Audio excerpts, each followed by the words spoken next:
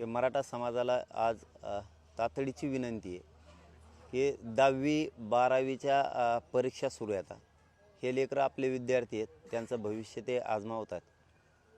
कुठं आपण आंदोलन राज्यभर करताय, आंदोलन सुरू आहे, त्या माध्यमातून माझी एक विनंती आहे, आपण शांततेत आंदोलनं करावं, परंतु कुठल्याही विद्यार्थ्यांना परीक्षापासून मुक्ता आलं नाही पाहिजे, त्यांची गैरसोय नाही झाली पाहिजे.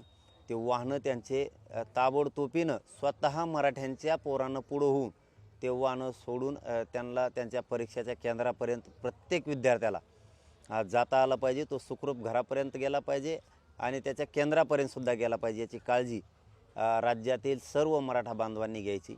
कारण ह्या 10वी-12वीच्या परीक्षा सुरू होत आहेत आणि हेच उद्याचं आपलं देशाचं राज्याचं भविष्य आहे. विद्यार्थी यांना परीक्षेला जाताना येताना कसलाही त्रास नाही झाला पाहिजे, याची पूर्ण खबरदारी स्वतः मराठा समाजानं पुढं होऊन घ्यायची आहे आणि कुठलीही त्यांना अडचण आली नाही पाहिजे, याची पण काळजी घ्यायची.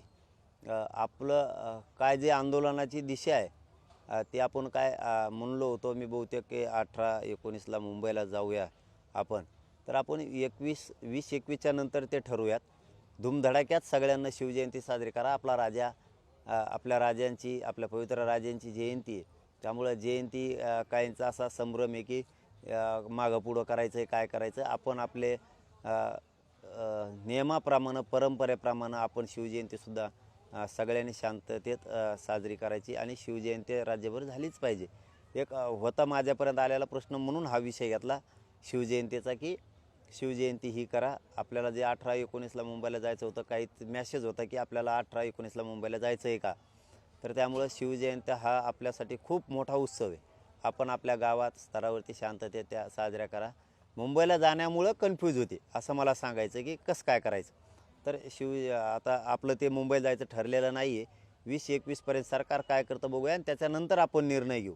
त्यामुळं शिवजयंतीलाही कोणाचे काही गैरसमज असण्याचं कारण नाही. आणि मूळ प्रश्न, विद्यार्थ्यांच्या परीक्षा सुरू होत आहेत 10वी-12वीच्या, त्यांना कसलीही अडचण कोणत्याही मराठ्यांच्या आंदोलकाकडून येऊ देऊ नका, त्याची गैरसोय होऊ देऊ नका. त्याच्या मदतीला तुम्ही स्वतः जा, त्यांच्या गाड्या काढून द्या, त्यांचं कुठंही अडचण नाही आली पाहिजे, याची पुरी खबरदारी महाराष्ट्रातल्या मराठा समाजानं घ्यायची.